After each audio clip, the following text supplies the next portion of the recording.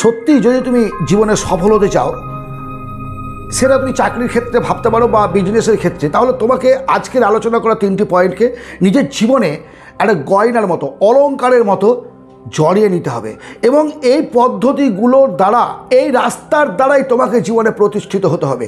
যে সমস্ত প্রতিষ্ঠিত মানুষেরা আছে তাদের দিকে একটু তাকিয়ে দেখো যে তারা প্রত্যেকে কিন্তু এই পদ্ধতিগুলো ফলো করেছেন।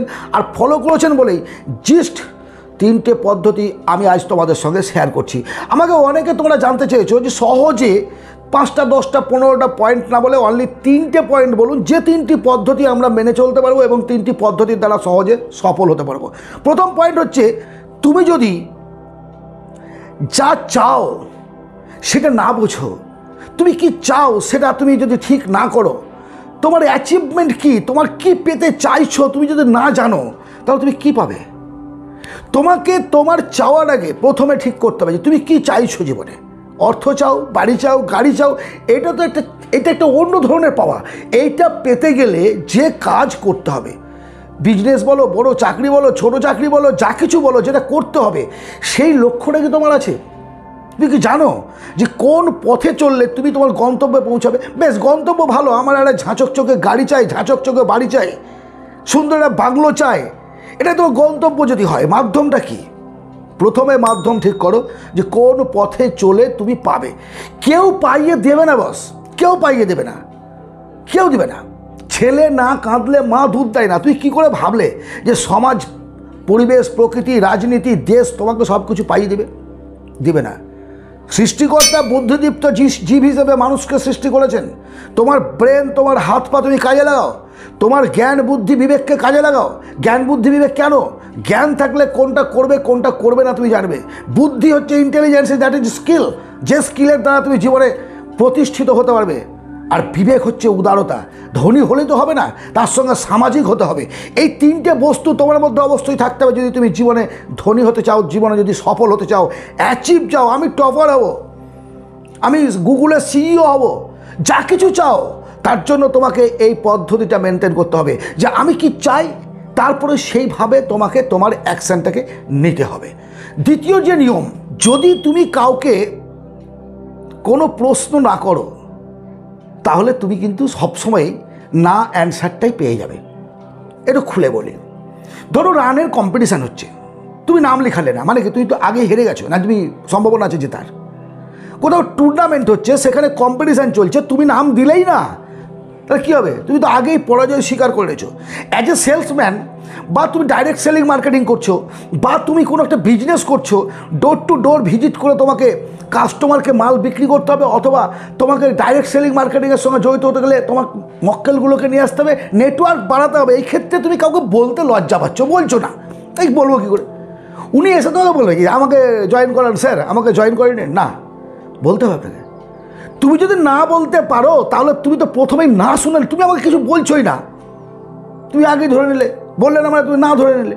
তুমি বলো, 10 জনকে বললে 1 জন তো হ্যাঁ করবে, 9 জন না বলবে। 100 জনের মধ্যে 1 জন তো বলবে হ্যাঁ, আরে 1000-এ 1 জন তো হ্যাঁ বলবে। তুমি যদি কাউকে নাই বলো, তাহলে কি করে হবে? আবার ডাইরেক্ট সেলিং মার্কেটিং করবে, ধনী হবে, বিজনেস করবে। আরে বাবা, চাইতে গেলে বলতে হবে, মুখ ফুটে তোমাকে কথা বলতে হবে। ম্যাও ম্যাও ম্যাও ম্যাও করে জীবনে সফল হওয়া যায় না। আর যারা সমালোচনা করার তারা করবে।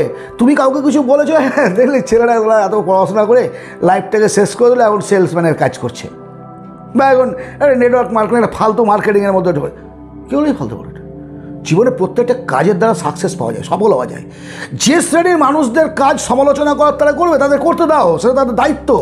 সে তোমাকে নিয়ে সমালোচনা করে তাই সময়টাকে নষ্ট করুক, বাট তুমি তোমার কাজটাকে ভালোবাসো, তোমার বিবেক বুদ্ধির দ্বারা তুমি মানুষকে প্ররোচিত করার চেষ্টা করো, তোমার লাইনে নিয়ে আসার চেষ্টা করো, মুখ ফুটে বলো। যদি না বলো, হবে না। আমি চাই অনেক কিছু, চাওয়ার জন্য মানসিকতা কিন্তু আমার আছে। তুমি এমন কোনো মানুষকে পাবে না পাগল ছাড়া, যে জীবনে সুখ চায় না, শান্তি চায় না, অর্থ চায় না, বাড়ি চায় না, গাড়ি চায় না, প্রতিপত্তি চায় না। চাই আমরা সব কিছু, বাট সেটা চাওয়ার জন্য, সেটা পাওয়ার জন্য যে যে কাজগুলো করতে হবে, যে যে অ্যাকশানগুলো নিতে হবে, সেটা কিন্তু আমরা নিতে পারি না। হয় ভয় নেই না, আর নাহলে অলসতার জন্য নেই না।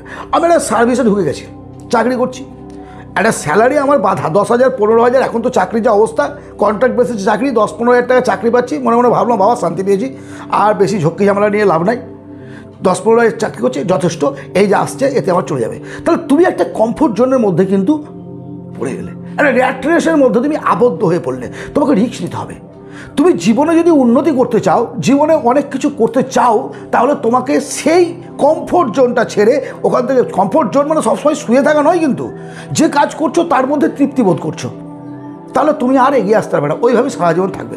আমাকে একটা MBA পাস করা ছেলে ফোন করেছে, এমটেক পাস করা ছেলে কমেন্ট করেছেন যে স্যার এই যা দুর্মূল্যর বাজার, এই দুর্মূল্যর বাজারে এমটেক পাস করে এসে চাকরি পাচ্ছি না, আপনি আমাকে 40,000 টাকা চাকরি দেবেন, বড় বড় ডায়লগ মারছেন। সত্যি কথাই, আমি তোমার জন্য অনুতপ্ত। ইয়েস, সত্যি বলছি যে আজকের এই সময়ে একটা এমটেক করার ছেলে চাকরির জন্য ঘুরে বেড়াচ্ছে, পাচ্ছে না।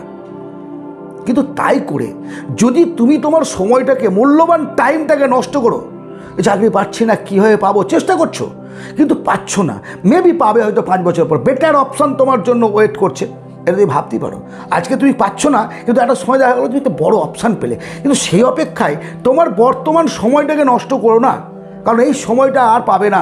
যা কিছু হোক করো, যা কিছু হোক, টিউশনই পড়াও, তুমি তোমার হাতের স্কিলের, এমটেক মানে স্কিল, কাজ আছে কিছু, প্রাইভেট সেক্টরে কোনো কাজ করো, টাইমটাকে কাজে লাগাও, আর পার্মানেন্টলি বড় জায়গায় যাওয়ার চেষ্টা করো। কমফোর্ট জোনের মধ্যে ফেসে থেকো না যে আমি পাচ্ছি না, আমাকে কেউ পাইয়ে দেবে, কেউ দেবে না, কেউ দেবে না। আজ একটা আমাদের ছেলেমেয়েরা বাইরে যেতে ভয় পাচ্ছে। তুমি একটা মারোয়ারি করার চিন্তা করো তো, যেখানে পয়সা আছে সেখানে ছুটে চলে যাচ্ছে। ফ্যামিলি থাক বলে বলো চল ওখানে পয়সা রোজগার করতে হবে, আর আমাদের ঘরের ছেলেমেয়েরা বাড়িতে বসে থাকে, পয়সা ইনকাম করো। বাইরে যেতে হবে, প্রয়োজন হলে বাইরে যেতে হবে, টাইম ওয়েস্ট করো না।